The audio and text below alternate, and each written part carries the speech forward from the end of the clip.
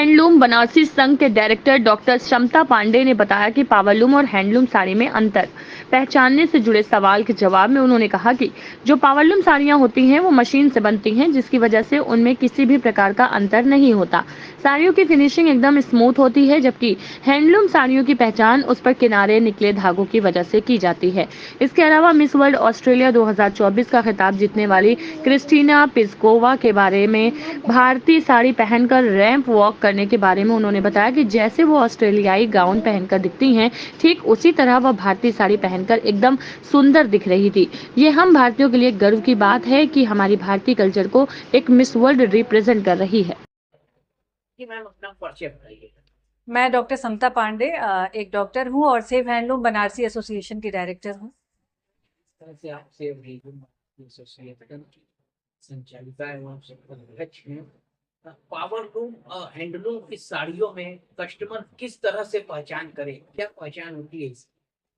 बहुत ही उचित सवाल है आपका, और आज के दौर में ये बड़ा ही ज्वलंत प्रश्न है, क्योंकि पावर लूमिंग इतनी बढ़ी है कि जो लोग प्योर हैंडलूम चाहते हैं वो किसी तरह ठगे ना जाएं, उन्हें सही ढंग से अनुमान हो और उन्हें अगर कोई बताने वाला ना हो तो खुद वो समझ सकें कि उन्हें किस तरह से प्योर हैंडलूम खरीदना है, इसकी जानकारी वो कैसे करें। तो दोनों में अंतर पता करना आना चाहिए। पहले तो मैं मोटा मोटा अंतर ये बता देती हूँ कि जो पावर लूम साड़ियाँ होती हैं वो मशीन पे बनने के कारण उनमें किसी तरह का डिफेक्ट नहीं होता है, एकदम स्मूथ फिनिशिंग आती है, एकदम चिकनी फिनिशिंग होती है उसकी।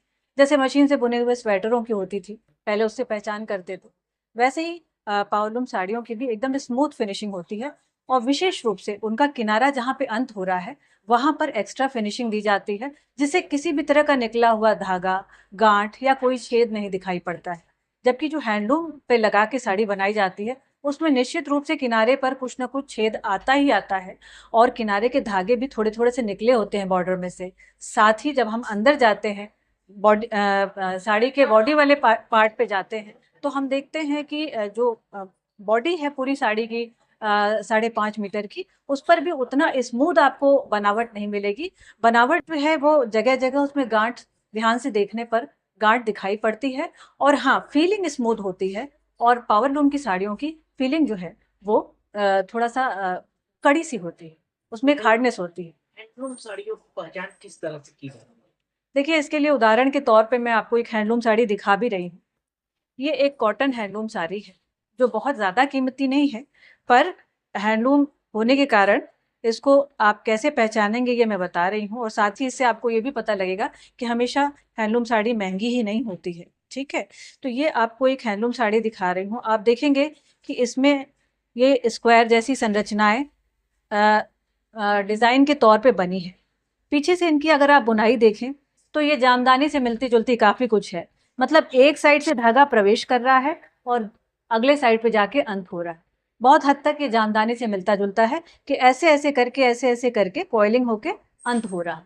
पावरलूम होगा तो यहाँ पर इकट्ठे सारे धागे अंत होंगे और उनको कटिंग की गई होगी, जैसे कटे हुए बाल होते हैं उस तरह से यहाँ पे कटिंग होगी। तो ये बहुत बड़ी पहचान है। अगर किसी को लगे कि साड़ी सस्ती है तो क्या पता पावरलूम हो, तो तुरंत ही वो अपनी साड़ी को चेक करके उसके मोटिव को पीछे से देखें तो देखेंगे कि एक साइड से शुरू होकर के दूसरे साइड पे अंत हो रहा है। एक तो मोटिव से आप पहचान करेंगे, दूसरा जैसा इस मोटिव में भी आप वही सारी संरचनाएं देख सकते हैं और ये कॉइल एक जगह पे अंत हो रहा है। साथ ही मैंने बताया कि किनारी किनारी जो होती है ये पतली है थोड़ी, फिर भी स्मूथ दिख रही है, पर आप इसका ये कॉर्नर जो देखेंगे, ये इसमें जो है चिकनापन नहीं होता है। ये कहीं उठा कहीं झुका कहीं उठा, हल्की गांठ। इसी तरह से इसकी साड़ी की बॉडी में भी आपको गांठें दिखेंगी बीच बीच में, ठीक है।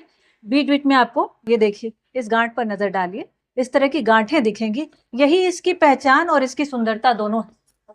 हैंडलूम की पहचान भी है और सुंदरता भी है। आप मेरी साड़ी में भी देख सकते हैं कि किस तरह से किनारे पर जो है, ऐसे नहीं लगेगा कि स्केल से खींचा हुआ है, जरूर उतार चढ़ाव मिलेंगे। और जो पावरलूम साड़ी होती है वो स्केल से खींचा हुआ दिखता है। साथ ही जब हम पलट के देखेंगे तो ये जो जरी का काम हुआ है, आप देखेंगे कि इसमें भी अनियमितता है ना, और थोड़ा सा भी पहनने पे जरी आगे पीछे हो जाती है।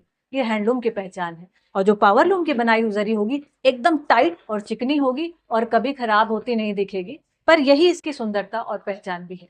मैम, जिस तरह से अभी कुछ दिन पहले मिस वर्ल्ड ऑस्ट्रेलिया 2024 का खिताब जिस महिला ने जीता है उसने भी इंडियन साड़ी पहन कर ही रैंप वॉक पे प्रदर्शन किया था, उस पे क्या कहेंगी आप? जी हाँ, ये घटना इस समय बहुत ज़्यादा चर्चे में है और होनी भी चाहिए। ये पोस्ट वाक़ई वायरल होना चाहिए। जो लोग मुंबई में ये सब कुछ देख रहे थे, उनके अलावा भी सब लोग जानें, ये बहुत ज़रूरी है। और आपने देखा होगा कि इंडियन पोशाक में कहीं से भी वो उनकी आधुनिकता में कोई अंतर नहीं आ रहा था। वो ऑस्ट्रेलियन गाउन पहन के जैसी दिखती, वैसी ही वो इंडियन पोशाक में भी दिख रही थी और उससे कहीं ज़्यादा अच्छी दिख रही थी, ये हम लोग समझ सकते हैं, हम इंडियन समझ सकते हैं। और मैं उन भारतीय महिलाओं को ये समझाना चाहूँगी जो किसी साइकोलॉजिकल प्रॉब्लम के चलते ये सोचने लगी हैं कि कहीं ऐसा तो नहीं कि वो आधुनिक नहीं दिख रही हैं और इसके चलते उन्होंने आधुनिक पहनावे को स्वीकार किया है। मैं जानती हूँ बहुत सी महिलाएं परिस्थितियों के कारण विवश होकर भी आधुनिकता की ओर बढ़ रही हैं। तो आधुनिकता की ओर बढ़ने के लिए पहनावे को आधुनिक करना आवश्यक नहीं है। इसी विषय पर मैं कार्य कर रही हूँ। तो ये एक बहुत ही अच्छा उदाहरण वो ऑस्ट्रेलिया की मिस वर्ल्ड ऑस्ट्रेलिया की जो प्रतिभागी थी उन्होंने प्रस्तुत किया है। उनके लिए बहुत-बहुत धन्यवाद और बधाइयाँ हैं मेरी तरफ से। और उन्होंने हमारी भारतीय महिलाओं के अंदर की भारतीयता को जगाया है कि किस प्रकार साड़ी, जो कि एक बिना सिला हुआ वस्त्र होता है, एक अनस्टिच्ड क्लॉथ होता है, तो उसको कोई भी रूप दे सकते हैं। वो एक बहुरूपिया है।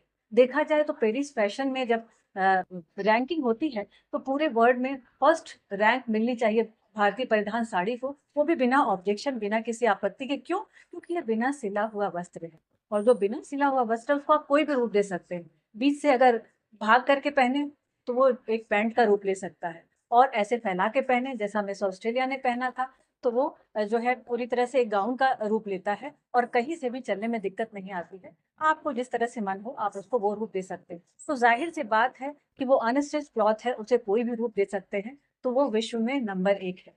आज की भारतीय नारी से क्या कहना चाहेंगे? बस यही कहना चाहूँगी कि मिस ऑस्ट्रेलिया ने यह सिद्ध कर दिया है कि हमारा पोशाक जो है, वो विश्व में सर्वप्रथम है और सबसे ऊँचा स्थान उसको मिलना चाहिए और उसे कोई भी रूप दे दिया जा सकता है। अपने अंदर की भारतीयता को जगाइए और कभी भी किसी कॉम्प्लेक्स में, किसी संकीर्ण विचार में नहीं रहिए कि हमारी भारतीय परिधान जो है, वो हमें पीछे कर रही है, हम किसी से आगे नहीं हैं। कहीं ऐसा ना हो कि लोग हमें बैकवर्ड समझें। ये सब हमारी सोच कहीं किसी ने अगर बदल भी दी है, तो अब से भी सुधार देते हैं उसे।